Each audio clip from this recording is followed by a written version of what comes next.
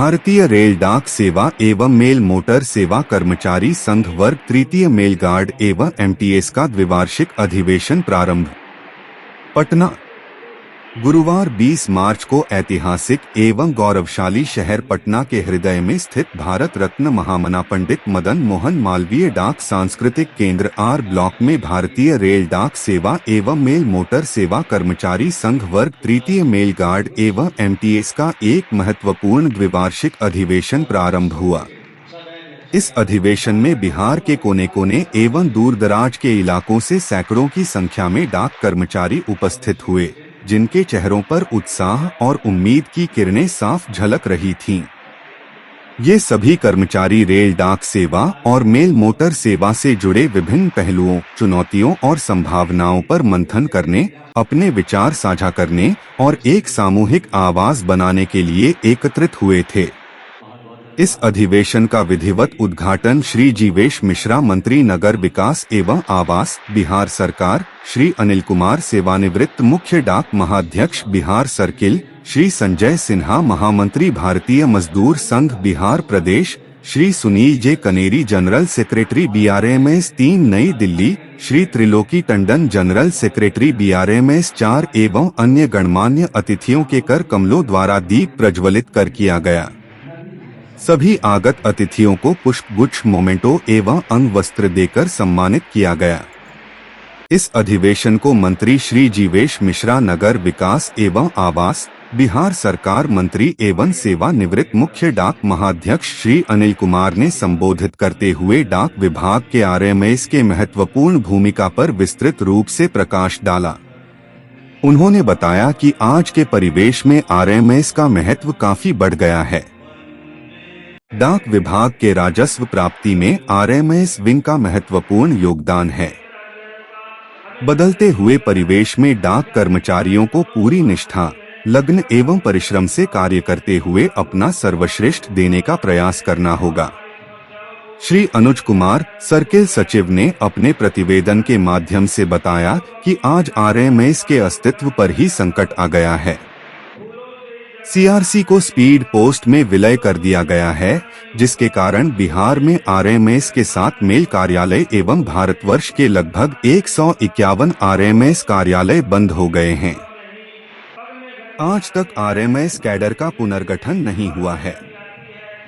उन्होंने पुरानी pension scheme लागू करने, बंद किए गए अनुभाग को पुनः चालू कराने एवं HSG 2, HSG 1 के रिक्त पदों को नियम में शिथिलता देते हुए अविलंब भरने की भी मांग की। इस सभा को श्री संजय सिन्हा, महासचिव भारतीय मजदूर संघ बिहार, श्री सुनील जे कनेरी, जनरल सेक्रेटरी BRMS 3 नई दिल्ली, श्री त्रिलोकी टंडन, जनरल सेक्रेटरी वर्ग 4 नई दिल्ली, राम निरंजन सिंह, पूर्व राष्ट्रीय अध्यक्ष BRMS 3 एवं अन्य वक्ताओं ने भी संबोधित किया। और भारतीय मजदूर संघ के लोग बड़े प्यार से हर वक्त बुलाते भी रहे हैं। और इस बार तो भारतीय मजदूर संघ के लोग जो मुझे मिलने गए और मुझे बुलाने गए, तो उस समय मैं विधायक था, और जब आपका कार्यक्रम हो रहा है तो मैं मंत्री बना, तो मैं आपको भी उसमें जरूर जाऊंगा। मैं अपने नेता को कह के आया हूं कि 2 बजे से सदन ऑर्डर में आ जाएगा, मैं 2:30 बजे के बाद आ पाऊंगा, क्योंकि मैं उन लोगों को जिन्होंने विधायक रहते हुए मुझे याद किया था, विधायक मंत्री रहने पर तो बहुत लोग ढूंढ रहे हैं। अभी तो सुबह निकलते समय घर पे 50 लोग मिलते हैं, शाम को आते समय 100 लोग मिलते हैं। तो मुझे मालूम है वो लोग पद को मिलने आते हैं, लेकिन भारतीय मजदूर संघ के लोग व्यक्ति को मिलने आए थे, और व्यक्ति के नाते मैंने हामी भरा था कि मैं आपके कार्यक्रम में आऊंगा। इस नाते आज मैं अपने नेता को कह करके कि मैं 2:30 बजे के बाद सदन में उपस्थित हो पाऊंगा। BMS के कार्यक्रम में मुझे रहना है, और मैंने पहले ही इसकी स्वीकृति दी थी, तो इस नाते मैं यहाँ उपस्थित हूँ। मैं आभार प्रकट करना चाहता हूँ श्रीमान चंदेश्वर पोदार जी को, जो प्रदेश अध्यक्ष हैं यहाँ RMS के, श्रीमान त्रिलोकी टंडन जी राष्ट्रीय महामंत्री हैं, श्री पवन कुमार जी जो आप उपस्थित हैं। कई बार पद धारक लोग थोड़ा इस प्रकार के कार्यक्रम में आने में भयभीत होते रहते हैं, कि न जाने क्या मांग कर दे, क्या डिमांड कर दे, न जाने कहीं घेर के हमारे ही खिलाफ जिंदाबाद मुर्दाबाद न होने लगे। लेकिन निश्चित रहिए, ये भारतीय मजदूर संघ से की इकाई है। भारतीय मजदूर संघ से जुड़े हुए लोग राष्ट्रवादी होते हैं और अपने काम का पूरा दाम मांगते हैं, लेकिन संस्कार के भीतर रहकर। इसलिए आपका ताली बजाकर जोरदार कभी भी आपके विभाग से संबंधित उचित मांग, जो अभी कुछ पढ़ रहे थे हमसे पूर्व के वक्ता ने अपने विषय को रखा, मानव क्या नाम था उनका, अनुज जी ने। अनुज जी नाम अनुज है, लेकिन हम लोग उम्र ही होंगे लगता है, तो नाम तो अनुज है। तो अनुज पर जरूर अग्रज वाली कृपा आपकी बननी चाहिए और जो मान हो जुनून, उस दिशा में सार्थक कदम भी आपके तरफ से उठना चाहिए। श्रीमान सुनील जी कनेरी हमारे जनरल सेक्रेटरी हैं, मैं आपका विशेष रूप से अभिनंदन वंदन करता हूं इस बिहार की मिट्टी पर कि आपका आगमन हुआ और आप आज के इस कार्यक्रम में शामिल हो रहे हैं। श्रीमान संजय सिन्हा जी प्रदेश महामंत्री, और मेरे से भूल हो रही है, श्री आनंद कुमार सांडिल राष्ट्रीय महामंत्री है, मैं आपका भी अभिनंदन करता हूं। श्री अरुण कुमार जी, जिनकी चर्चा मैंने अभी किया, प्रांतीय मंत्री जिन्होंने विषय प्रवेश कराया, श्री राम निरंजन सिंह पूर्व प्रांतीय मंत्री, और हमारे प्रेमी श्रीमान प्रेमचंद जी भी प्रदेश कार्य समिति बीएमएस के यहाँ मौजूद हैं। हमारे साथी श्रीमान सुजीत सिंह जी, मानव देवेंद्र झा जी, ये सभी लोग आज यहाँ उपस्थित हैं। और जिन स्वजन प्रियजन भगिनीगण का नाम मैंने नहीं लिया, उनसे हमारा परिचय नहीं है, मुझे कागजी रूप से जो लिख कर दिया गया मैंने उतना नाम पढ़ दिया। परिचय 2, 3, 4 लोगों से था, केवल उनका नाम लेता तो ठीक नहीं होता। संघ के किसी भी कार्यक्रम में पहला सत्र परिचय का होगा। मुझे उम्मीद है कि वो सत्र आप लोगों का या तो हो गया होगा, तो हम उस सत्र के चूंकि हिस्सा नहीं थे, इसलिए इसमें मैंने बहुत स्वजन प्रियजन भगिनीगण का मेरे से परिचय नहीं हो पाया। इसलिए मैं सामूहिक तौर पर आप सभी का अभिनंदन वंदन करते हुए आप सभी को भविष्य की कामना भी करता हूँ। आप एक राष्ट्रीयवादी संगठन से जुड़े हुए हैं, जो किसी पार्टी का हिस्सा नहीं है, जिसके लिए राष्ट्र प्रथम है, जो भारत माता की जय करता है, जो कहता है कि काम करेंगे पूरा दाम, लेकिन क्या देश के हित में करेंगे, राष्ट्र के लिए काम करेंगे, जिसकी सोच है राष्ट्र है तो हम हैं।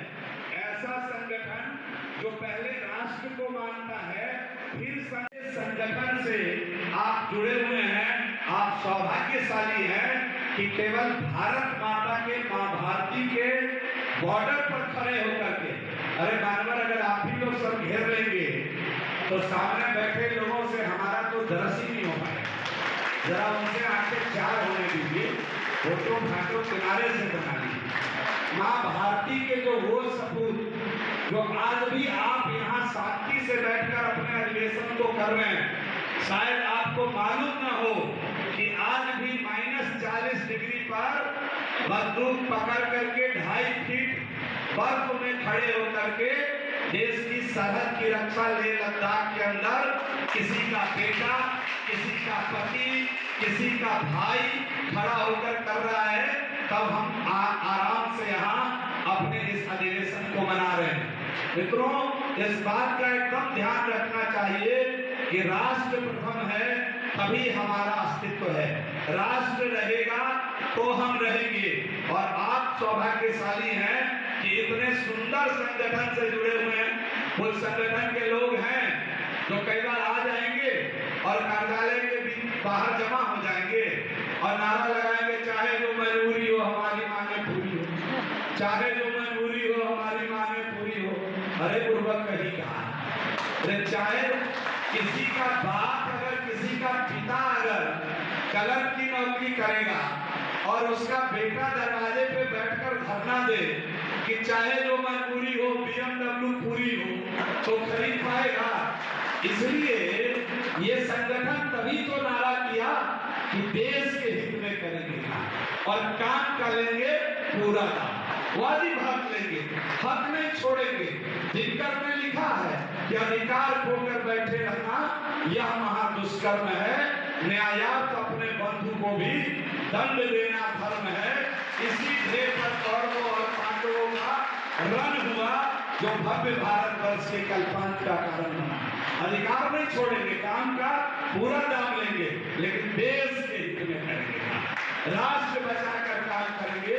और जो ये महर्षि का तस्वीर आपने देखा होगा, मैं इनको महर्षि कहता हूं। इन्होंने अगर इस सोच को कायम ना किया होता तो आज दुनिया की सबसे बड़ी संगठन, राष्ट्रवादी संगठन के रूप में भारतीय मजदूर संघ काम कर रही है, ये ना खड़ी हुई होती तो आज ये जो जितने बाकी मजदूर संघ है वो जाति संघर्ष, वर्ग संघर्ष इसमें फंसकर रह जाती। अकेला भारतीय मजदूर संघ है जिसका विभाजन आज तक नहीं हुआ। जितने संगठन बने, नेता का चेहरा थोड़ा बड़ा हो गया, संगठन बढ़ गया। कोई नीचे का नेता खड़ा हो गया, वो अपना संगठन अलग बना लिया, फलाना संगठन यस, फलाना संगठन बी, फलाना संगठन ये। मैं नाम नहीं लेना चाहता हूं किसी का।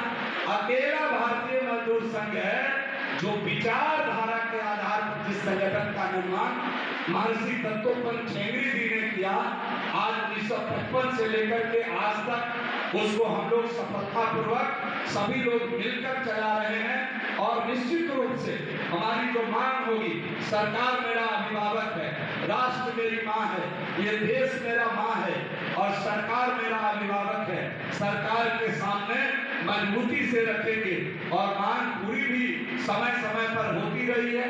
कुछ मांग सरकार अपने हिसाब से, मैं मानता हूं कि खिंचती भी रहती है आगे, कई उसके सामने वित्तीय प्रबंधन की भी बात रहती है। ये सारी बातों को देखते हुए काम करते रहेंगे। काम आपका संगठन कर रहा है, आपको मैं पुनः एक बार साधुवाद देना चाहता हूं। लेकिन संघर्ष से कभी हिम्मत नहीं हारनी चाहिए। दिनकर में फिर लिखा है कि जो लक्षागृह में जलते हैं वही सूरमा निकलते हैं। दिनकर में लिखा, इसलिए संघर्ष से कभी हिम्मत भी नहीं हारनी है, संघर्ष करते रहना है। लेकिन हमेशा इस संदेश के साथ कि राष्ट्र प्रथम, संगठन द्वितीय, परिवार तृतीय, इस फॉर्मूले के साथ, इस महामंत्र के साथ जब हम देश के लिए काम करेंगे, जब देश मजबूत होगा, जब देश के अंदर पर कैपिटा इनकम बढ़ेगी, तो हम उससे बाहर थोड़े न हैं। हम सभी लोगों का उससे कल्याण होगा। और ये मजदूर संगठन तो ऐसा मजदूर संगठन है कि केवल अपने संगठन की बात नहीं सोचता है। अनु जी ने पहले कहा, एक लाइन जब समाप्त कर रहे थे तो उन्होंने कहा कि भाई वसुधैव कुटुंबकम, पूरा दुनिया जब मेरा कुटुंब है, कुटुंब भाव के साथ हम जब सबको लेते हैं तो केवल एक संगठन का दायरा, एक बंधन, एक बाउंड्री भाग हमको नहीं रोक सकता है। हम मानव के हित में काम करेंगे, हम विश्व के कल्याण की बात करते हैं, हम अपने लोगों के कल्याण की बात करते हैं। और इस मूल उद्देश्य के साथ जब हम अपने कदम को आगे बढ़ाते हैं तो हमें उद्देश्य की भी प्राप्ति होती है। और कैसे उद्देश्य की प्राप्ति होती है? वैसे उद्देश्य की प्राप्ति होती है जिस उद्देश्य को प्राप्त करने पर लोगों का भी आशीर्वाद मिलता है। इसी ध्येय के साथ हम अपने कदम को आगे बढ़ाते रहेंगे। इस सभागार में बैठे हुए भारतीय मजदूर संघ की विभिन्न इकाइयों से जुड़े हुए सभी स्वजन, प्रियजन, भगिनीगण को एक बार पुनः मैं प्रणाम निवेदित करते हुए अपनी बात को विराम किया। कुछ पिछले 35 साल में, 40 साल में, 45 साल में, 50 साल में हम लोग श्रमों का जीवन स्तर बहुत सुधार आया है, स्टैंडर्ड ऑफ लाइफ में बहुत सुधार आया है। लेकिन क्वालिटी ऑफ लाइफ में अगर आप गौर करें, ध्यान से गौर करें, तो लगातार गिरावट आई है। आप अगर गौर करें तो सुसाइड करने वालों की संख्या बढ़ती गई है। अगर गौर करें, स्ट्रेस में रहने वालों की संख्या, डिप्रेशन में रहने वालों की संख्या, डिप्रेशन की दवा लेने वालों की संख्या, हार्ट अटैक की संख्या, इस तरह से जो लाइफ स्टाइल कहते हैं बीपी वालों की संख्या, डायबिटीज वालों की संख्या बढ़ती जा रही है। सवाल है कि क्या सिर्फ जीवन स्तर, क्या सिर्फ स्टेट ऑफ लाइफ के बदलने से हमारे जीवन में आनंद आ जाता है, हम खुश हो जाते हैं, हम आनंदित हो जाते हैं? इस पक्ष पर भी थोड़ा न थोड़ा मैं तो कहूँगा कि बहुत ज़्यादा विचार विमर्श होना चाहिए, मंथन होना चाहिए, चर्चा होनी चाहिए। और ये अच्छा मौका है कि ऐसे मौके पर हम लोग इस विषय को भी छुएं कि क्या सिर्फ सैलरी बढ़ जाने से, सिर्फ सुविधा बढ़ जाने से हमारा सब कुछ ठीक हो जाएगा या और कुछ करना है? तो मैं कुछ चीज़ों को यहाँ टच करूँगा। कुछ करना है, उसमें एक सबसे महत्वपूर्ण चीज़ है कम्युनिटी। जैसे आपने कहा आप संगठन बनाए हैं, इस संगठन को आप जितना वाइब्रेंट बनाएंगे, इसमें जितना अपनापन लाएंगे, इसमें जितना आमद रखोगा आपस में, जितना पड़ोसी और घर वाले और गांव वाले, जिसे आजकल एक शब्द का प्रयोग होता है, we need a village to raise a child, मतलब एक बच्चा को बड़ा करने के लिए एक गांव की जरूरत होती है। इसका क्या मतलब है? जैसे गांव की एनवायरमेंट की जरूरत होती है, उसको चाचा की जरूरत होती है, उसको भाई की जरूरत होती है, उसको दादा की जरूरत होती है, उसको दादी की जरूरत होती है, उसको काकी की जरूरत होती है, उसको एक ऐसे एनवायरमेंट की जरूरत होती है जिसमें कि सब लोग उसको ढेर सारा अपनत्व दें, ढेर सारा स्नेह दें। तो क्या हम अपने संगठन को एक गांव में परिवर्तित कर सकते हैं? अगर कर सकें, जो कर सकते हैं, खास करके आपके संगठन में, भारतीय मजदूर संघ में एक गुण है जिसको क्या बढ़ावा दें तो बहुत ही उच्च स्तर पर ले जा सकते हैं।